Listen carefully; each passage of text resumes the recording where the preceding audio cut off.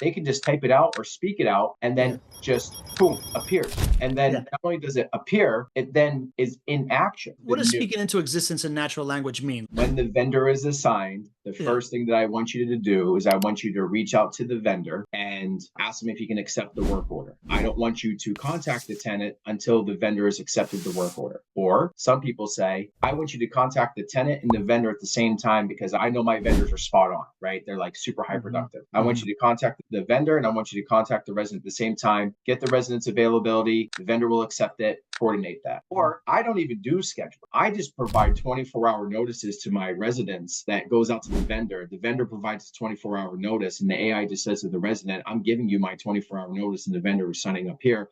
Please make sure that, your dogs or anybody is locked with things, and reschedule. So speaking into existence has become so easy that you can create complex workflows. So we made it easy for them when they can just type it out or speak it out and then just boom, appears. And then not only does it appear, it then is in action. Now that it has the flow chart, it then executes the flow chart. It's assigning the vendor, it's waiting 3 hours, the vendor doesn't respond, it sends a follow-up on the prompt. It says, send one more, sends one more. If the vendor doesn't respond, you want immediate escalation for a reassignment. So what's happening is that work order flows are now becoming instantaneous. The AI owns the outcome. It knows it didn't respond at this date and time. And you can also set this, it's only working during working business hours. So it's not pinging vendors in the middle of the night or residents in the middle of the night. You set it to your working hours. And then if the vendor doesn't respond within your set workflows and maybe 3 follow-ups in 12 hours, you have it set where then it pings a human to make a phone call or to make a decision. So in real time, you know that a vendor hasn't accepted a work order in 3 hours. I think about 20 years being in this industry, at one point I was managing 30,000 doors. And to know if a vendor did not accept the work order within real time on the 3 follow-up process, or if the resident needed to reschedule, or if the workflow broke down in real time, I could think of the efficiencies that we would have gained and the reduction in the amount of manpower that we had to push to try to find those insights.